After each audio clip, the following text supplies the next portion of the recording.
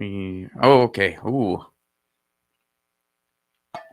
took a minute. I wasn't sure. Things were getting a little weird there, folks. Let me make sure everything is live, then we will officially begin. I'm going sans headphones. I'm getting weird. I'm getting weird and adventurous. Seeing how this feels. Rockfin is up. YouTube is up.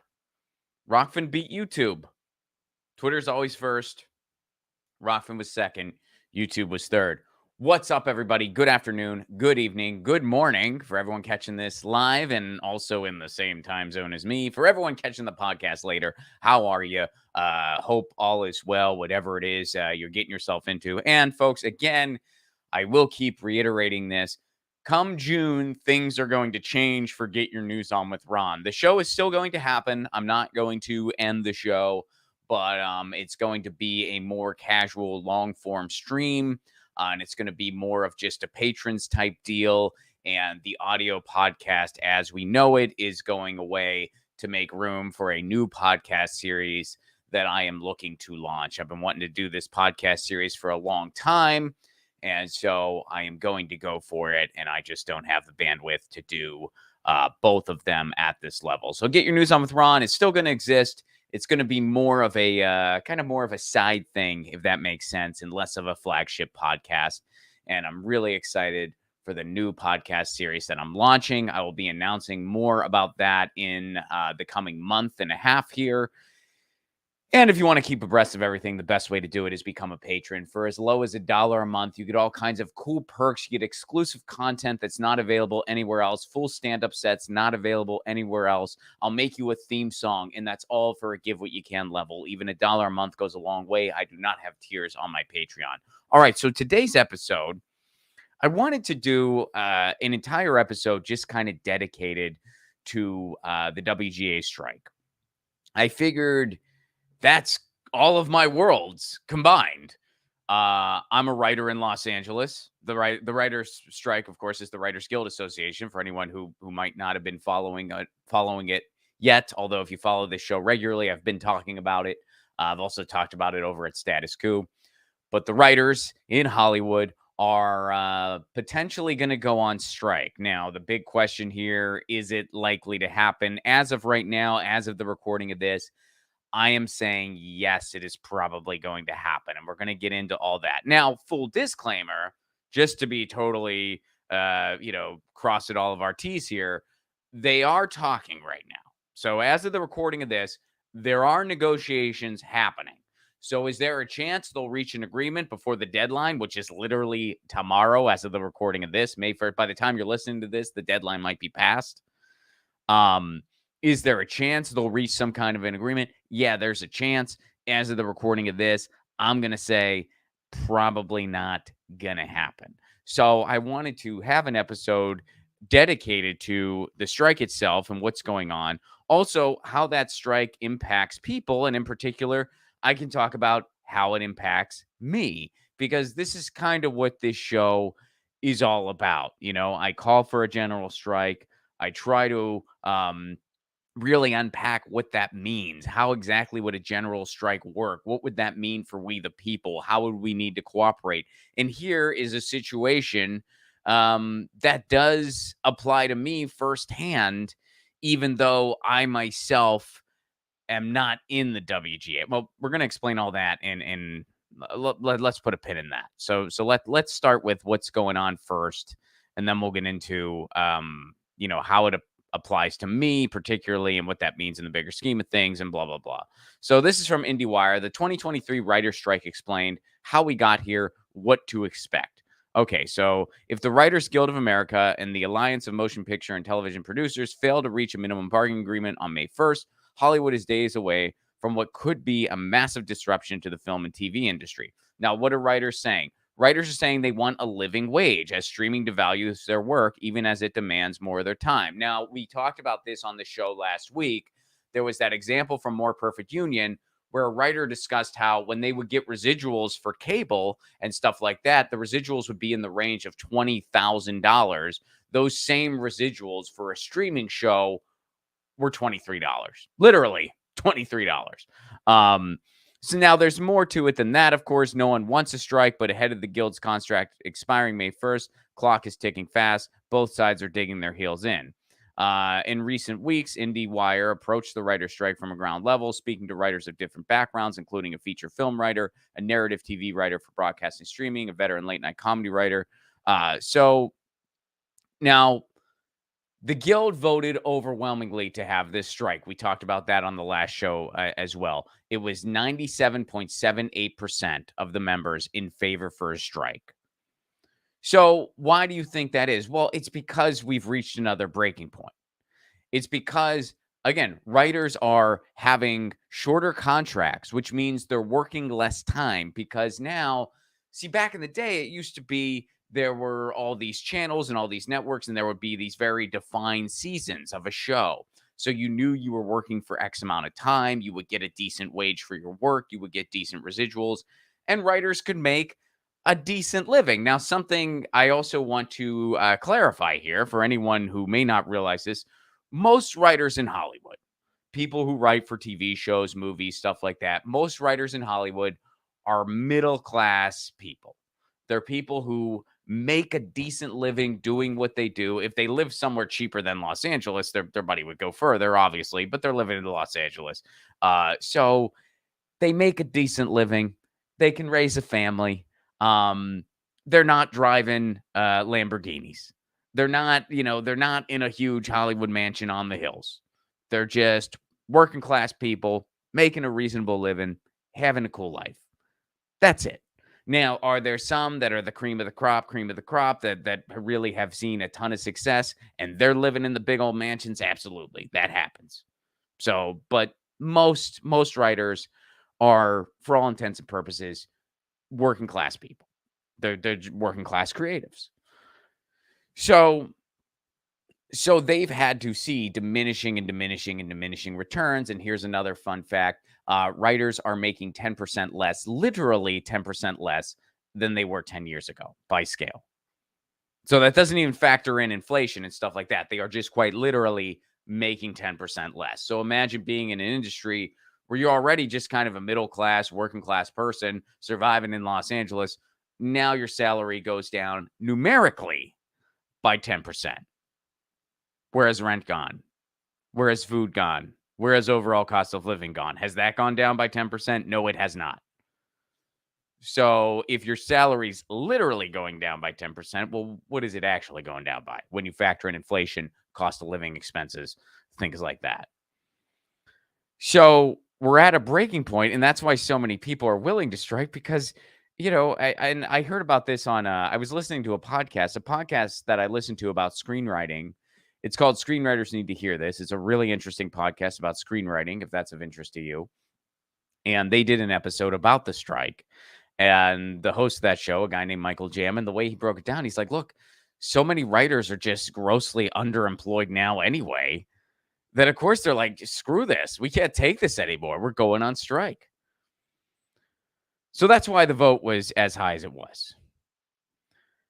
Now back during 2017. So now they get into some of the history here. What happened last time the writers went on strike? So back in 2007, the WGA fought for regulated payment over content moving to new media. We talked about that too on the show. So back in the day, whenever there was something that was considered new media, i.e. Netflix and stuff like that, when the rules were written, most people didn't even know what Netflix was at the time. They were like, what the hell is this? We don't even know what this is. So they were getting away with paying people less. Well, now Netflix is the big man on campus. Streamers are every bit as relevant as cable, if not more so, but they still try to get away with paying people less. So that's what they went on strike about back in 2007. They got a little bit, but they still didn't get quite enough. Okay, so what was the outcome of the last strike? After the strike, streamers were obligated to hire WGA writers, and writers received 1.2% of a distributor's gross receipts for rentals. For ad-supporting streaming, writers were getting 2% of gross receipts after the first 17 days. Now, again, this pales in comparison to the residuals they should be getting. And, we saw that example from More Perfect Union. So now this is interesting Compared to 2007, what's different for the studio facing the writer's strike? Well, it's possible they may feel less pressure initially. 16 years ago, streaming was in its infancy and viewing options were much more limited. The constant feed of on demand content means no one faces the same kind of rerun exhaustion. That said, there's still the problem of no TV shows and movies drive, which drives subscribers and retention. All streamers are reckoning with revenue and the reality that making money with these resource intensive platforms is more challenging than it initially appeared. Much of the broadcaster cable content people watch the next day on streamers like Hulu, Peacock, or Paramount Plus would be affected by any delays to the broadcast season, and that could also impact a streamer's subscriber growth and bottom line. Many streamers, though, most notably Netflix, will be able to weather the storm for longer with slates planned out months in advance. What that basically means is there's so much freaking content and so many places where these streamers can pull content that they're not super worried. And this might be one of the reasons we don't have an agreement yet. So, what do writers want? Writers are demanding higher wages that can keep up with inflation, content spends, and company profits. A streaming boom leads to waves of content, but writers feel they are being asked to do more for less. They are. Writers' rooms are getting smaller. The seasons are getting smaller, which means there's just less happening and there's less time that you're employed, and you're expected to do more and get paid less for it. Ahead of the negotiations, the WGA said median weekly pay for writers and producers has declined 4% over the last decade. Adjusted for inflation, the decline is 23%. The median number of working weeks for TV staff writers, show writers, and screenwriters has increased, even though the number of episodes on an average season has dropped from roughly 21 episodes to 12 episodes today. Writers who are paid per episode saw their average pay dwindle, sometimes to at minimum wage, if not below. Many writers rely on residuals from their work being re-aired or distributed as a long-term source of income, but these are also evaporating. The dominance of streaming means fewer TV episodes available. So this is what's at stake here.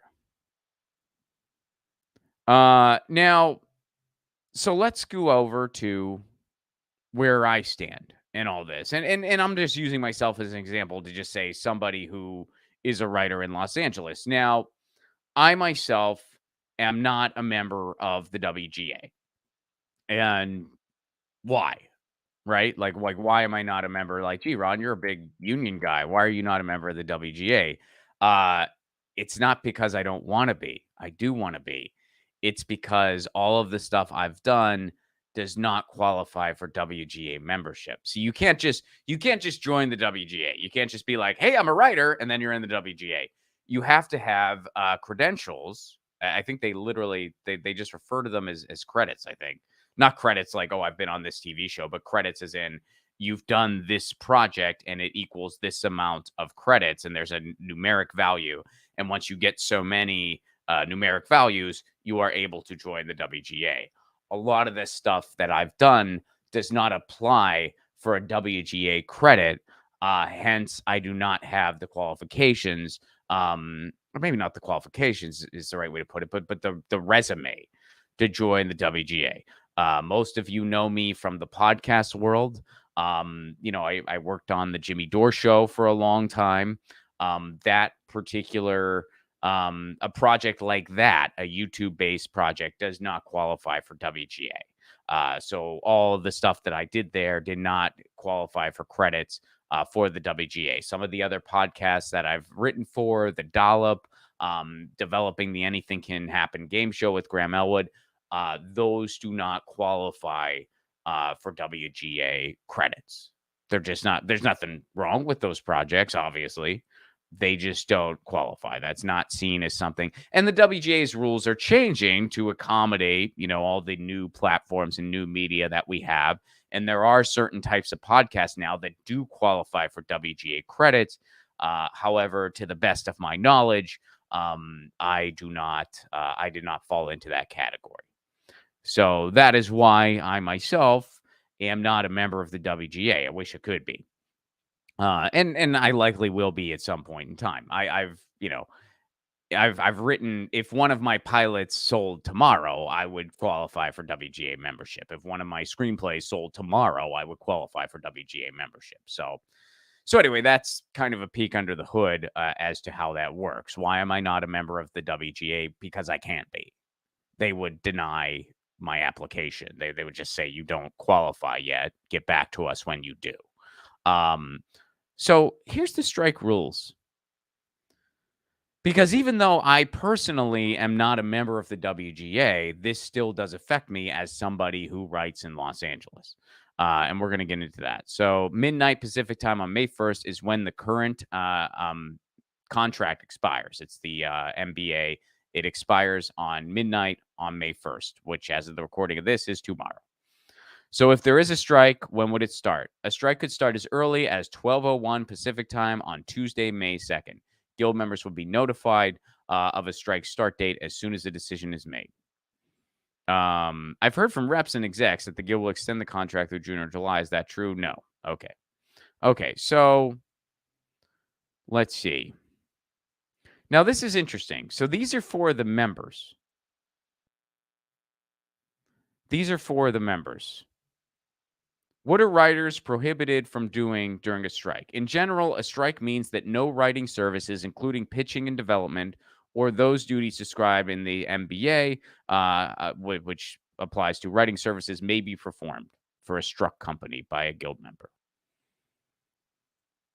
How can writers give the greatest leverage possible during a strike to get the best deal possible in the shortest amount of time? Follow the strike rules. What are the consequences if a member breaks the strike rules? Well, members are expected to comply. Violations are very rare in WGA strikes. However, in the event that Strike Rules Compliance Committee has reason to believe a member violated the rules, they can recommend disciplinary actions. So this is interesting. Are there any circumstances under which I can render writing services for a struck company during a strike? No.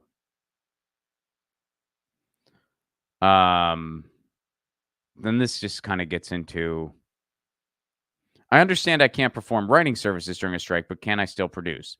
Guild members are prohibited from performing any writing services during a strike, including making changes or revisions to literary material, such as cutting for time or adjusting dialogue during principal photography. What if there's a strike? Okay. Now, this is interesting. Do the strike rules apply to writer directors and writer performers? Yes. They cannot perform any writing services. Now, here's what's interesting. Can you direct during a strike? The guilds can't prohibit you from directing under the DGA agreement, but as a director, you can't rewrite or polish the script. Can I perform during a strike? The guilds can't prohibit you from performing under the SAG-AFTRA agreement, but as an actor or performer, you can't write any of your or others' lines. So if you're a writer and you also are an actor, which many people are in Los Angeles, myself included, you can perform, but you cannot do any writing services. So let's say you were on a show, they're in production now, you're an actor on it, you can still do that. But if they say, hey, we want to tweak something on page 5, you got to be like, nope, not happening. Doing it how it's written on the page. Can I take a general meeting during a strike? No. Now, this one's interesting. Can I write a spec script during a strike? You can write a spec script during a strike, but neither you nor your reps can shop, option, or sell the spec script. So, what is a spec script? A spec script just means you weren't paid to write it. And most writers are constantly working on their craft, or they should at least. So, most writers, myself included, we write things every day, every month. My personal schedule is I like to complete one project a month. And the way I do it is I either write one pilot or an episode of a show I'm working on, or I write a screenplay in 2 months. And that's the output schedule I like to keep. Am I still allowed to do that during this strike? Absolutely. I'm creating just to create. I mean, no strike would ever tell a writer not to work on their craft. What I can't do, and again, even though I'm not a WGA member, if I engage in any of these things that are prohibited during the strike, that would be the equivalent that's being a scab. I would be a scab writer, which I'm not going to do. So, a lot of those rules do still apply to non-WGA writers unless they want to be scabs. And if you do want to be a scab, you are really, really working against your own interests because A, you're screwing not just yourself over in this industry, but you're screwing every other writer over in the industry as well. And B, you're screwing yourself over with the WGA for life.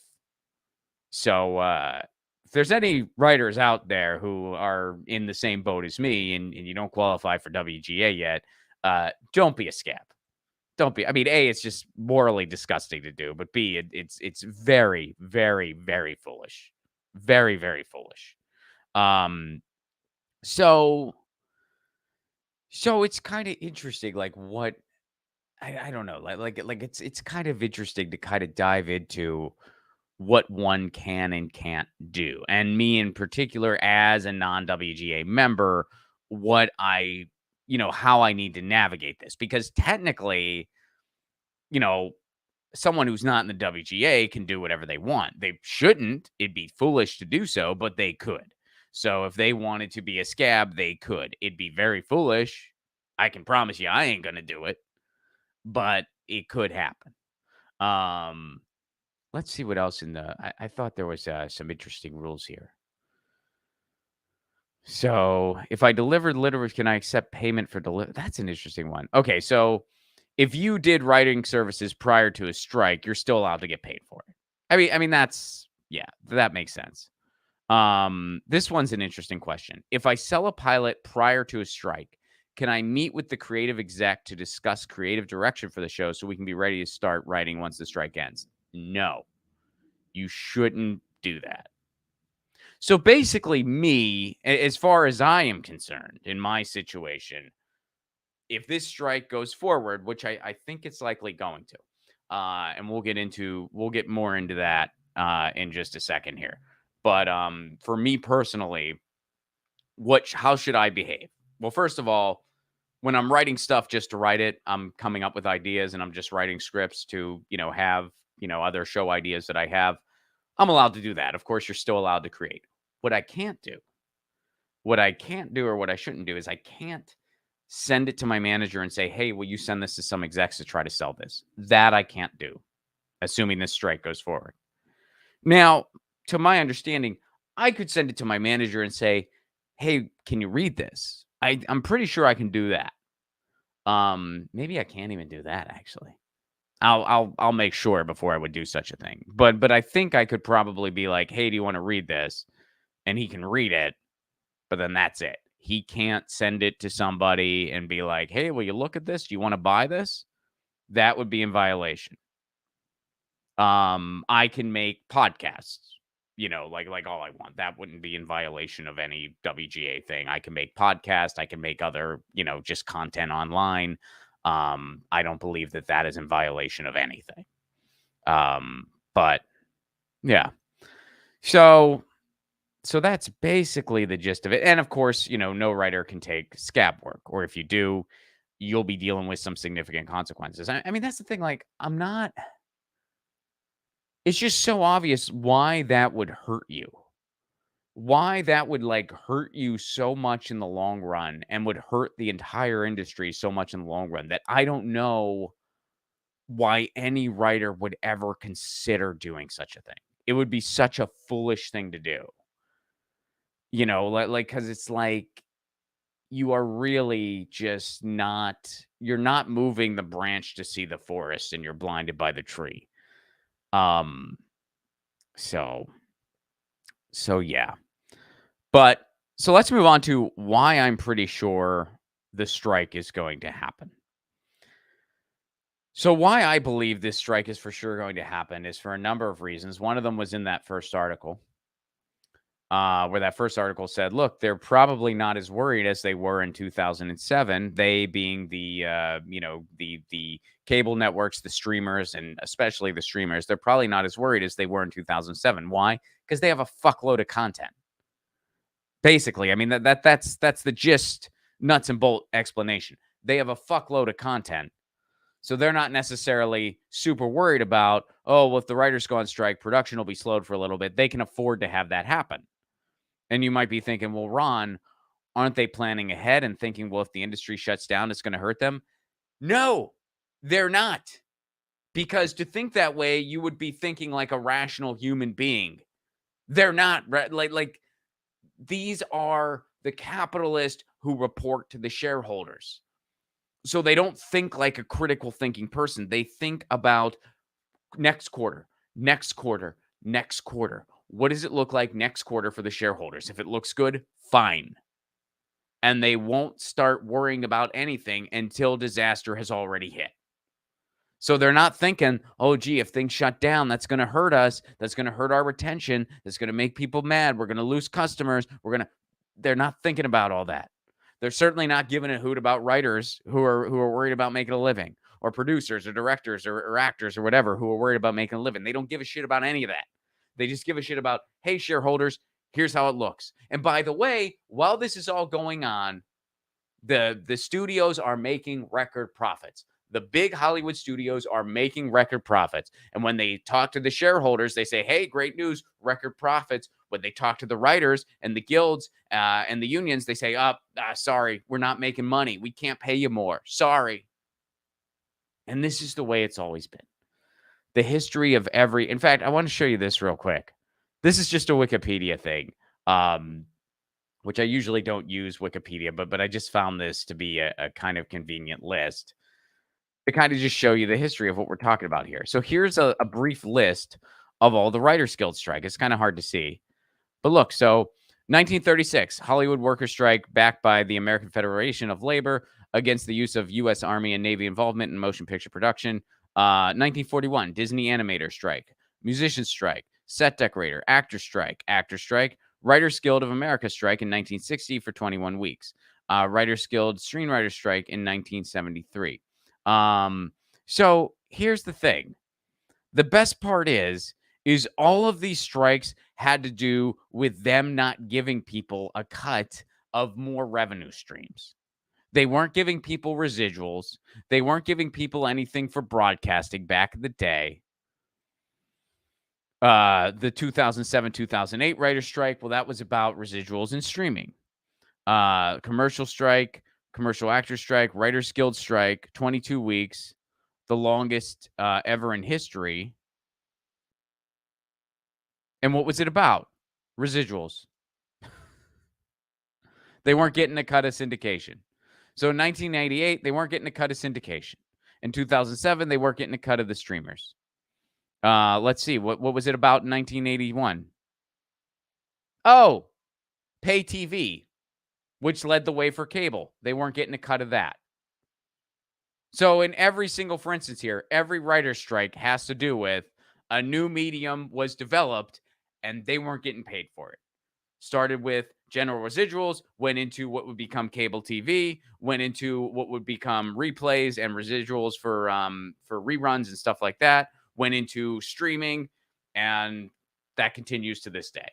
Now we're facing another one because they're still screwing up people over with streaming, and they're making people do more for less. It's absolutely amazing. It is absolutely amazing. It's the same story each time. So that's why I think it's likely going to happen. Now, here's the other interesting thing. We talked about how, well, you're allowed to perform. You're allowed to do this. Here's something.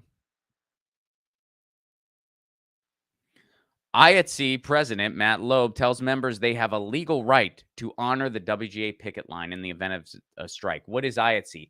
IATSE is the stage workers and film workers, makeup, stage hands, key grips, etc., etc. Now, IATSE, if you recall on this show, we talked about it. They've threatened to strike. I believe it was in 2022. I think it was definitely it was about a year ago. They threatened to strike. They ended up not going on strike, so they got some of what they wanted, but not all of what they wanted. But they threatened to strike, didn't actually go through with it. They settled. But now they're saying, hey, you have the right to honor this picket line. What does that mean? Well, that means that there's a chance, even if shows are still in production and the writers are on strike, the production crews can say, hey, screw you. We're going on strike too, in solidarity with the writers. What does that mean? That means they would shut it down. And this is another reason I think it's probably going to happen. They wouldn't be talking about this stuff if they don't think it's likely to happen. So let's dive into this. In the event of a strike by the Writers Guild, IATSE members working on struck shows have the legal right to honor the guild's picket lines, though they might be replaced by temporary non-union workers, i.e. scabs. With both sides talking and exchanging proposals, a writer's strike still could come as soon as Monday night at midnight unless the WGA reaches an agreement for new contract with the Alliance of Motion Picture and Television Producers. Unless prohibited by contract, employees have a legal right to honor a lawful picket line, Loeb said in a message to his U.S.-based members on Friday, noting that none of IATSE's various contracts expressly prohibit IATSE represented employees from doing so. Employers are generally prohibited from terminating employees exercising their right to honor a picket line. However, employers may temporarily replace such workers. So basically, they're saying you have the legal right to do it. You're not obligated to do it, but you can definitely do it, and you'd be able to do it without consequences. So that's another piece of this puzzle. And by the way, as of the recording of this, it's not Monday at midnight yet, midnight Pacific time. It's not that time yet. So they still might reach an agreement. By the time you're listening to this, they might have already reached an agreement, or they might not be, and the strike's happening. But my prediction, my guess, based on everything that's available to us right now, is that this strike is likely to happen. I could be wrong. They are talking. Maybe they're making progress. We don't know what's going on. Bump the microphone there. We don't know what's going on in those talks. You know, at least I sure as hell don't. So maybe they're making some progress. It's possible. I doubt it, but it's possible. And I doubt it for all the reasons I gave. Let me go. We got a couple super chats. And by the way, folks, stick around because the post-stream chat is going to happen. And I actually have some news for you guys. And I have some very, very big news. It concerns my movie. So please stick around for all that. Dana Coe, how are you? How are you? Let me go ahead and get you on the screen here. Let me get you on the screen. Let me go in order here. Thank you so much for your super chat contributions. What can be done optically to show writers as workers? Mansion on a hill, strongly associated with Hollywood. Notion of rich people on strike. That's a cool question. I think honestly, if the writers themselves are as visible as they can be throughout this whole thing.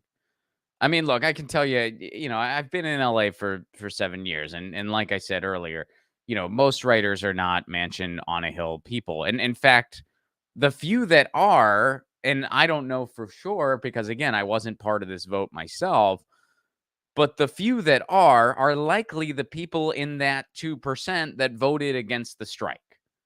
Chances are that 2% of people who voted against the strike, those are the writers who fall into you know, the mansion on a hill folks you're talking about.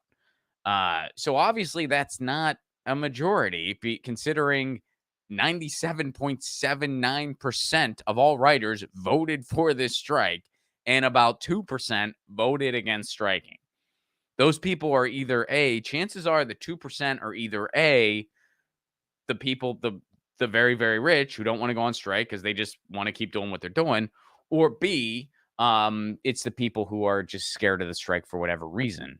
But again, like it's become so dire that most people aren't scared of the strike. So I think to answer your question, I think really writers just trying to be as visible as possible, visible on social media, TikTok, Instagram, Twitter, et cetera, and just, you know, making it clear like, hey, this is who we are and this is what we do. I mean, it worked for the animators, you know, when the animators were going to go on strike and they showed people like, hey, we make less than minimum wage sometimes for what we do. Not the animators themselves, but the workers in animation, the people who organize the productions and stuff like that. We covered that on this show.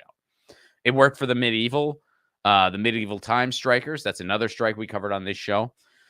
When they showed how, hey, we're working class people and we're getting exploited here. We're getting paid less than minimum wage. You know, that one actress said, hey, look, I play a princess every day and I'm driving this broken down vehicle, can't even afford to get my car fixed. So yeah, I would say that's what needs to happen. That's a great question. And Dana, you're back. What's up? Netflix confirmed plans to spend $2.5 billion, damn, on Korean content. Seems like a partial move to bypass reduced striker demands. Oh, absolutely. Well, that's what they're going to do. They're going to lean more on unscripted content because, you know, the WGA strike doesn't affect unscripted content. So they're going to lean more on unscripted content, you know, reality shows, stuff like that. and they're going to lean on foreign produced content, foreign being not in the United States. So yeah, 2.5 billion. That's why I think this is probably going to go through.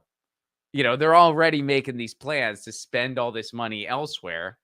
And by the way, they're used to that now because they've had to do that a lot over the past couple years because you had the shutdowns during the pandemic. And you're thinking, well, Ron, that shut down everywhere in the world. Well, yeah, it did. But what I mean is Netflix and all the streamers had to figure out how to get as much content as possible. So they were looking all around the world for more content to buy and put on their platforms. So it was content that was probably made prior, but Netflix is used to having to look in other places. So I have a feeling they're not gonna. Yeah, I have a feeling this strike is gonna happen. Dana, thank you very much for your super chat contribution. You help keep the show on the air. I hope you are awesome and everything is going well. And folks, tour dates, I got them. First of all, Los Angeles, my last show, 3 of 3, is on May 12th. I'm going to be working on my Edinburgh hour.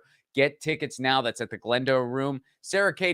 Godot is going to be on that show. Sarah K. Godot was Samantha in Loner. So come out and check out her stand-up. She was Samantha in Loner, which was everyone's favorite character. Everyone really loves Samantha. So come see Samantha live. Her real name is Sarah K. Godot. So that show's happening on May 12th. June 16th, Madison. June 17th, Minneapolis. June 23rd, Detroit. June 28th, Bloomington, Indiana. June 29th, Chicago. August 16th through 27th, Edinburgh Fringe Festival, baby. See you in Edinburgh. And October 21st, San Pedro, California, doing a comedy series right in my backyard. You can get tickets and all information at ronplacone.com. Again, that's ronplacone.com.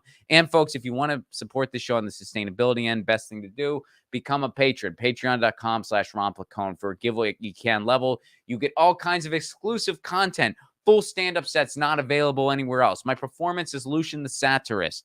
I'll make you a theme song. That's all for a give what you can level. Stick around for the post-stream chat. I got some big news concerning the movie. Some really big news concerning my movie Left at Wall that I can't wait to share with you. So stick around. Don't go anywhere. And again, I'll announce this again at the end. This show is going to be changing come June. The audio podcast is going away. And we're going to be doing more just one long stream. That's going to be more of just a thing. The full stream will be available for patrons afterwards. And it's just going to be a big, more casual stream. It's basically going to be the way Get Your News On with Ron started. Get Your News On with Ron started as a very casual, just kind of full-length stream. Then it became more of a flagship show for me.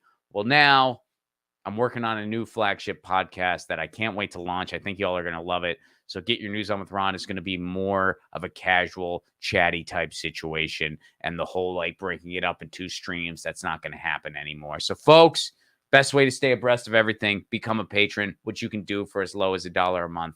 I will be right back. Do not go anywhere. And in the meantime, you know the drill. Lucy, she says meow. I say peace, love, and a general strike.